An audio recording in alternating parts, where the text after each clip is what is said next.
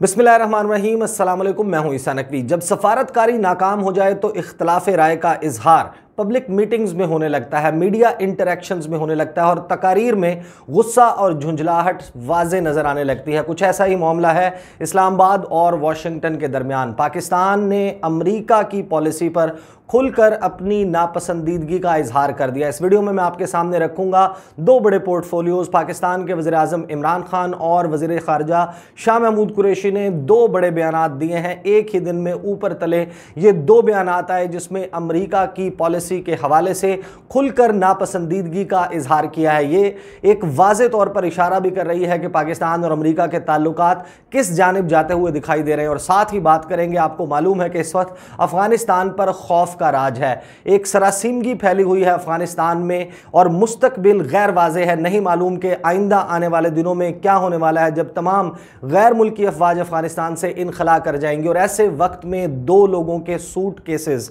Pack किए जा रहे हैं, उनके बैग्स की पैकिंग हो रही है और वो दौरा करने वाले हैं वाशिंगटन का। 25 तारीख को अफगानिस्तान के सदर अशरफ गनी और डॉक्टर अब्दुल्ला जो उनकी मफाहमती कौंसिल है उसके सरबराह हैं, ये मुलाकात करेंगे, ये जाएंगे वाशिंगटन।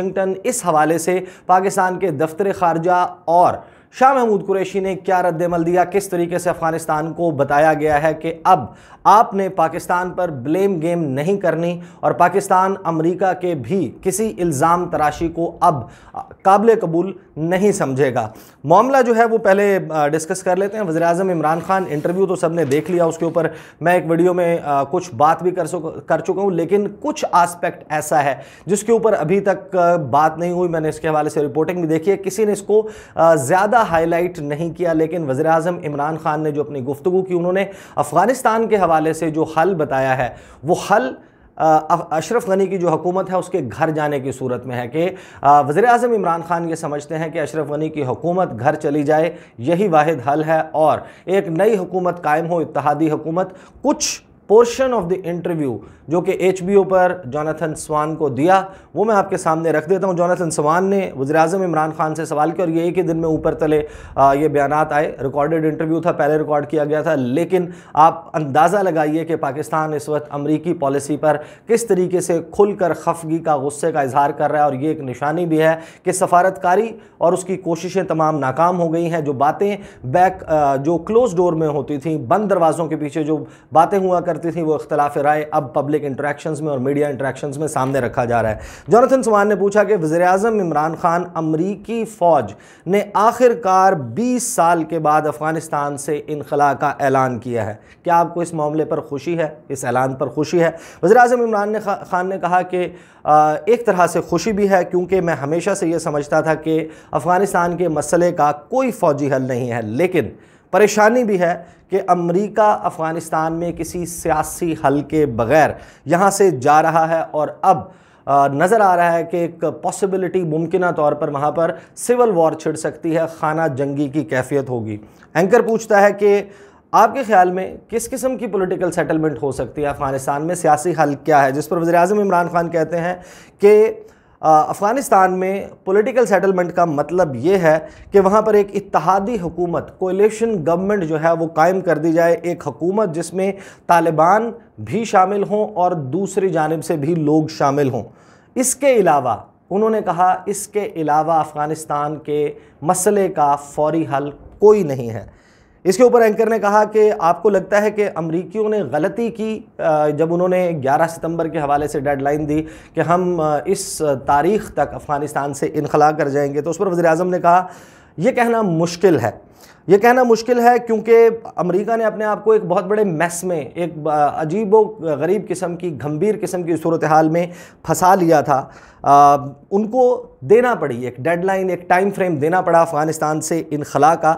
और जैसे ही ये तो सामने नज़र आ रहा था कि जैसे ही वो यहाँ से इनखला का ऐलान करेंगे, कोई टाइम फ्रेम देंगे, तो तालिबान इसको अपनी जीत के तौर पर, विक्ट्री के तौर पर तसव्वुर करेंगे, इसको सेलिब्रेट करेंगे। इसके ऊपर एंकर ने कहा कि आपको क्या लगता है कि अफ़गानिस्तान में इफ़ेक्टिवली कंट्रोल कब कर लेंगे तालिबान? क्या आपको लगता है कि ये मुमकिन है कि अफ़गानिस्तान के ऊपर तालिबान काबिज़ हो जाएंगे? और क्या आप खुश होंगे जब वो इस किस्म का काम हो जाता है? तो फिर आप वेलकम करें तालिबान की इस हुकूमत को अपने पड़ोस में। इस पर वज़ीर-ए-आज़म इमरान खान ने कहा कि जहाँ तक पाकिस्तान का ताल्लुक़ है, जो कोई भी अफ़गानिस्तान में अफ़गानियों को रिप्रेजेंट करेगा, उनका नुमाइंदा होगा, पाकिस्तान उनके साथ डील करेगा, बातचीत करेगा। जिसके बाद उसने कहा कि आपको, एंकर ने कहा, जोनाथन स्वान ने कहा कि आपको नहीं लगता कि डेमोक्रेटिकली इलेक्टेड नहीं है, अगर वो जमहूरी नहीं है तो फिर भी जो है वो आपको इसके ऊपर कोई तशवीश नहीं होती, कोई कंसर्न नहीं होता कि ऐसे लोग जो हैं वो इक़्तिदार में आ रहे हैं आपके पड़ोस में। उसके ऊपर वज़ीर-ए-आज़म ने कहा कि look, I am not a spokes person for Taliban, कि मैं कोई तालिबान का तर्जुमान नहीं हूँ। मेरे लिए जो है वो ये कहना कि वो क्या कर रहे हैं या क्या करना चाहिए उन्हें, ये मेरा मामला नहीं है। तालिबान जो हैं अगर एक ऑल आउट विक्ट्री की तरफ जाते हैं, अफ़गानिस्तान पर कंट्रोल हासिल कर लेते हैं, तो मैं ये ज़रूर कह सकता हूँ, वज़ीर-ए-आज़म इमरान खान ने कहा कि इनक्रेडिबल ब्लड शेड होगा, बहुत ज़्यादा खून बहेगा इस प्रोसेस में जब तालिबान टेक ओवर कर रहे होंगे अफ़गानिस्तान को। और फिर उन्होंने कहा कि मैं ये आपको ज़रूर बता सकता हूँ कि इस सारे प्रोसेस में जो मुल्क सबसे ज़्यादा सफ़र करेगा, जिसको सबसे ज़्यादा इसके नताइज भुगतना होंगे अफ़गानिस्तान के बाद, वो मुल्क है पाकिस्तान। पाकिस्तान ऑलरेडी 3 मिलियन 30 लाख से ज़ायद अफ़गान पनागुज़ीनों को, महाजरीन को संभाले हुए है। और जब ये सब कुछ होगा तो उस दौरान हमारी सरहद के ऊपर प्रेशर आएगा और मज़ीद अफ़गान रेफ्यूजीज़ यहाँ पर दाखिल होंगे। और फिर उसके बाद उन्होंने कहा कि ये हमारे लिए बहुत बड़ा कंसर्न है। अमरीकी जो हैं उनको जाने से पहले हर सूरत ये इंश्योर करना होगा कि अफ़गानिस्तान का पॉलिटिकल सेटलमेंट जो है वो यहाँ से करके जाएं। उसके बाद ज़ाहिर है कि अमेरिका के साथ ताल्लुकात के हवाले से बात हुई। वो मशहूर सवाल है, उसके ऊपर सारे लोग गुफ्तगू कर चुके हैं, मैं भी कर चुका हूँ, इसलिए मैं उसको रिपीट नहीं करूँगा, जिसमें वज़ीर-ए-आज़म इमरान खान ने कहा कि हम CIA के किसी भी ऑपरेशन के लिए अमेरिका को अड्डे नहीं देंगे। ये बाकायदा पाकिस्तान और अमेरिका के दरमियान डिप्लोमेटिक जो सफारतकारी के जितने भी चैनल्स हैं उनके एग्जॉस्ट होने के बाद, उनके ख़त्म हो जाने के बाद ये सूरत हाल है कि पब्लिक में इस किस्म की मीडिया इंटरेक्शंस में स्टेटमेंट्स दी जा रही हैं। फिर जो है वो CIA डायरेक्टर, उनके दौरे के हवाले से वज़ीर-ए-आज़म इमरान खान ने कंफर्म कर दिया कि मैंने मुलाकात नहीं की। DGI से उनकी मुलाकात हुई थी। 9/11 के बाद से रेगुलर इंटरेक्शन जो है वो चल रहा है पाकिस्तान की और अमेरिका की इंटेलिजेंस एजेंसीज़ के दरमियान। जो CIA के स्पाइज़ हैं, उनके जो जासूस हैं, उनकी फोर्सेस हैं, उनको एब्सोल्युटली नॉट जगह नहीं दी जाएगी। फिर वज़ीर-ए-आज़म इमरान खान ने कहा कि 70,000 जानों का नजराना दिया है पाकिस्तान ने अमेरिका की इस वॉर में, और अब हम पार्टनर्स इन पीस होंगे, पार्टनर्स इन कॉन्फ्लिक्ट नहीं होंगे। पाकिस्तान तनाज़े में हिस्सा नहीं बनेगा। पाकिस्तान सिर्फ़ और सिर्फ अमन के प्रोसेस में और अमन के लिए, किसी भी हल के लिए जो है वो पाकिस्तान साथ देगा बैनुल-अक़वामी बिरादरी का अफ़गानिस्तान के मामले पर। फिर जो है वो जो बाइडन के हवाले से बात हुई, ये बहुत अहम है कि जब जो बाइडन के हवाले से सवाल किया गया कि वज़ीर-ए-आज़म इमरान खान से कि आपकी बात हुई, उस पर उन्होंने कहा कि नहीं, जब उनके पास वक्त हो वो बात कर सकते हैं, लेकिन अभी साफ लगता है कि उनकी तरजीहात मुख्तलिफ हैं। एक चीज़ आप अपने जहन में रखिएगा कि जब 14 अप्रैल 2021 को जो बाइडन ने वाइट हाउस में एक ख़िताब किया और इस इनखला का जो है वो ऐलान किया, उन्होंने कहा कि मैंने अपने तमाम इत्तहादियों से बात की है, जो स्टेक होल्डर्स हैं अफ़गानिस्तान में, अपने इत्तहादी हैं, उनसे मशवरा किया और उस मशावरत के बाद मैं इस फैसला को अनाउंस कर रहा हूँ, इस नतीजे पर पहुँचा हूँ कि अब हम इस जंग को मज़ीद जारी नहीं रख सकते। मैं एक और आने वाले सदर के लिए ये मामला इसी तरीके से जो है वो गैर हलशुदा सूरत में नहीं छोड़ कर जाना चाहता। उस वक्त भी जो बाइडन ने पाकिस्तान के वज़ीर-ए-आज़म से इस मामले पर बात नहीं की। ये वाज़ेह इशारा है कि अमेरिका के सदर जो बाइडन चीन के साथ पाकिस्तान की जो एफिलिएशन और एसोसिएशन है उसके बाइस पाकिस्तान को एक कोल्ड शोल्डर दिखा रहे हैं। ये तो मामला था। अब बात कर लेते हैं कि आपको पता है कि अशरफ गनी, मैंने जिक्र कर दिया, सदर अशरफ गनी वो जा रहे हैं, अब्दुल्ला जा रहे हैं, और जिस किस्म का माहौल बना हुआ है ये वाज़े नज़र आ रहा है। और पाकिस्तान ने इसके हवाले से तंबीह कर दिया है कि अगर तो आप ये करने के लिए जा रहे हैं कि अमेरिका को जाकर वाशिंगटन DC में वहाँ पर आप वाइट हाउस में बैठकर जो बाइडन से मुलाकात करेंगे, उनको पाकिस्तान की शिकायतें लगाएंगे, तो ऐसे नहीं चलेगा। अब ये मामला जो माजी में किया जाता था ब्लेम गेम का, ब्लेम गेम खेलनी है तो आ जाओ, हमने 20 साल से ब्लेम गेम खेल रहे हैं, इल्ज़ाम तराशियाँ एक दूसरे पर कर रहे हैं, अगर आपने मज़ीद कुछ अरसा जारी रखनी है, आपको लगता है तो आप कर ले। एक चीज़ जो वाज़े तौर पर होती हुई नज़र आ रही है अफ़गानिस्तान में कि जो अफ़गान हुकूमत के जो मौजूदा चेहरे आपको बहुत सारे नज़र आ रहे हैं। लगता यह है कि अमरीकी इनखला के साथ ही बहुत सारे लोग यहाँ से प्रवास कर जाएंगे, वो यूरोप में मुकीम होंगे, वो अमेरिका में मुकीम होंगे, वो किसी और मुल्क में मुकीम होंगे, क्योंकि अफ़गानिस्तान में उनकी स्पेस नज़र नहीं आ रही। और अशरफ गनी अपनी हुकूमत को बचाने के लिए हाथ पांव मारते हुए नज़र आ रहे हैं, वो अपने इक़्तिदार को दवाम बख्शने की कोशिश करते हुए नज़र आ रहे हैं। पहले देखते हैं दफ्तर खारजा ने क्या कहा। दफ्तर खारजा ने कहा जी, in response to queries from media colleagues regarding president Ghani's and doctor Abdullah Abdullah's visit to the US, the following is attributable to Zahid Hafiz Chaudhry, the spokesperson of the Ministry of Foreign Affairs.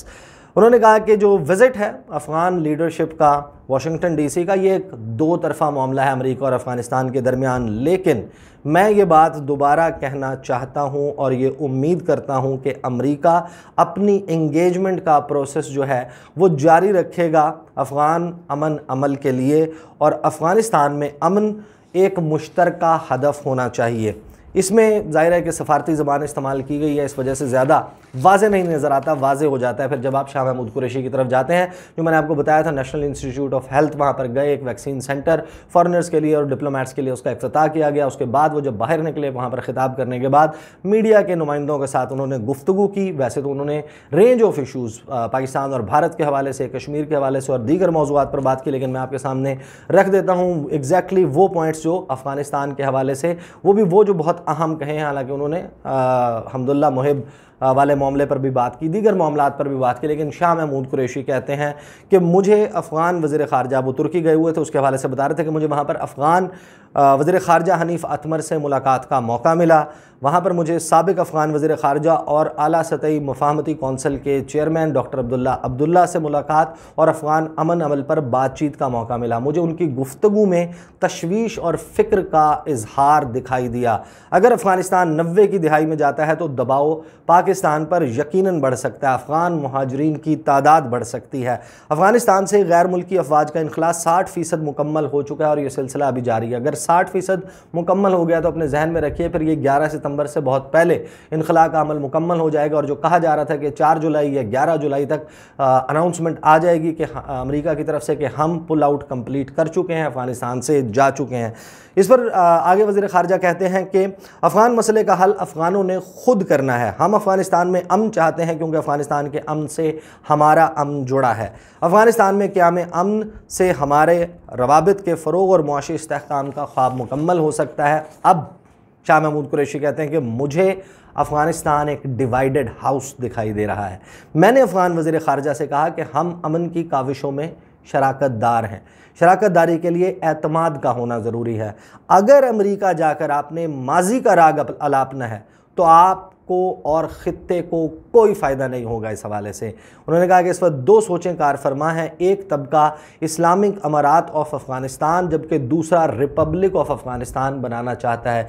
यानी कि ये बात तो वज़ीर ख़ारजा ने कह दी कि तालिबान जो हैं वो अमारात बनाना चाहते हैं, वो गनी एडमिनिस्ट्रेशन को यहाँ पर नहीं रहने देंगे और एक effective take over of Afghanistan शुरू हो जाएगा जैसे इनखला का ऐलान जो है, इनखला मुकम्मल होने का ऐलान कर दिया जाता है। उन्होंने कहा कि फ़ैसला अफ़गान क़यादत को करना है, इम्तिहान अफ़गान क़यादत का है।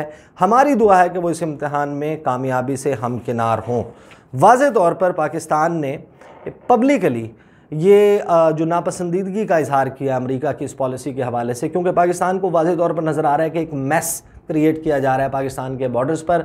अमेरिका अफ़गानिस्तान से जिस तरीके से जाना चाहिए था उस तरीके से नहीं जा रहा। वो एक ऑर्डरली और रिस्पॉन्सिबल विड्रॉल नहीं कर रहे अफ़गानिस्तान से, वो सिर्फ़ और सिर्फ सेफ़ विड्रॉल के ऊपर तरजीह दे रहे हैं कि हम महफूज तरीके से अफ़गानिस्तान से निकल जाएँ। अब आपको पता है, इतलात आ रही हैं कि वो मिडल ईस्ट से भी, मशरिक़ वुस्ता से भी निकल रहे हैं।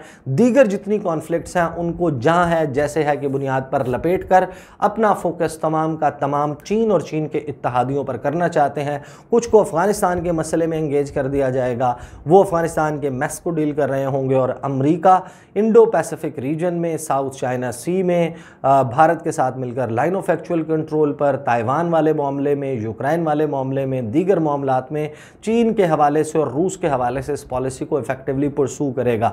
ये सारी सिचुएशन चल रही है। मज़ीद जो हमारा पड़ोस है उसमें बहुत सारे मामलात हो रहे हैं। मैं आज पढ़ रहा था, उनके जो साबिक नेवी के चीफ़ हैं उन्होंने चीन और भारत के हवाले से जो उनकी बहरियाँ हैं, नेवीज़ हैं, उनके ऊपर बड़ा ज़बरदस्त कंपैरिजन किया एक आर्टिकल में।